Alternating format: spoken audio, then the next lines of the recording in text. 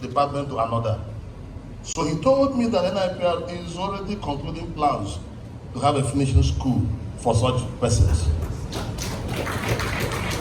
I'm sure if you want to give him a round of applause, make it louder. So I'm glad that that is in the pipeline, and I know that it will be concluded.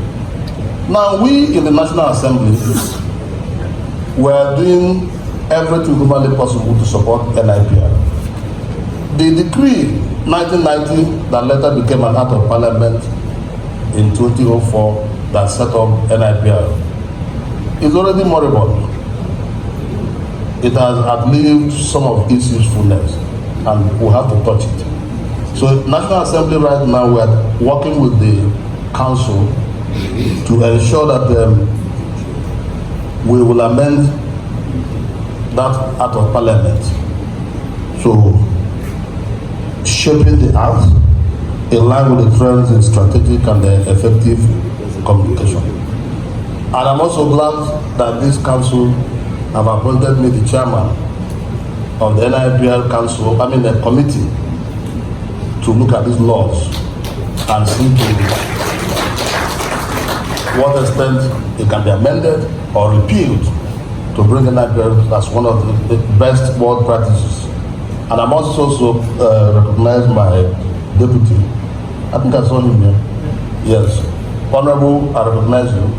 He is from the House of Reps and is my deputy in the committee. So you can see how NIPR fishes people that they believe that can do this thing. As a senator, he is the House of Rep member. It is our responsibility to ensure that any area that needs to be amended in this NIPR Act must be amended within the record time. I have 2 minutes. I'm sure I've just spent half a minute. Having said that, let me use the remaining 1 minute and a half remaining to talk about the theme of this conference. This theme couldn't have come at a better time when the NIPR have assembled all the spokespersons in one room to look at how to change narrative that will eventually change society. I was watching television last night. They were interviewing somebody, one retired DSS. They were interviewing him all the way from the US on the current burning issue in our land, which is the disappearance of one of the directors of Benign Finance Company.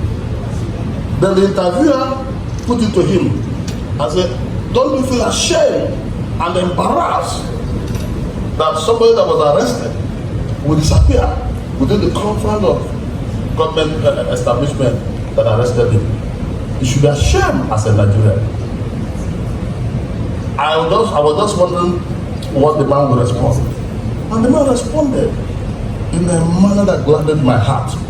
He said, no, I'm not ashamed of being a Nigerian. The issue of people disappearing happens all over the world, even in America here. That you have a lot of jailbreaks in America, in the UK, in everywhere, every part of the world. So we're not, how can I be ashamed that something that is happening globally has happened in my country?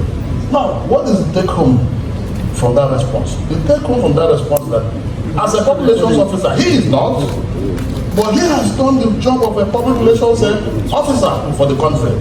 But because ordinarily that reporter was expecting him to say, I'm ashamed. Of course, nobody is happy with that development. That's why I must commend the NSA for issuing a statement and saying that they must track the person.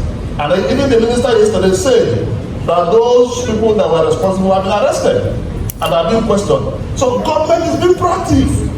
So as a public relations officer, what are you supposed to do? You also have to join government in also being proactive. So they cannot dismiss your country.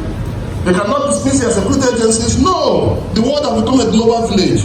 Whatever you said today in this room, people are listening to you all over the world.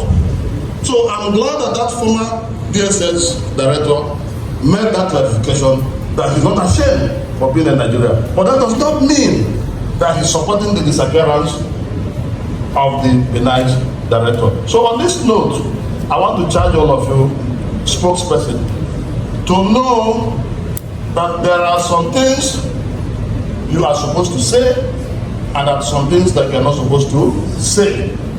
In marketing the government, you're also marketing yourself and you are marketing the country. So I want to thank all of you for the opportunity of being here, and may God guide us as we go into the full deliberations. Thank you.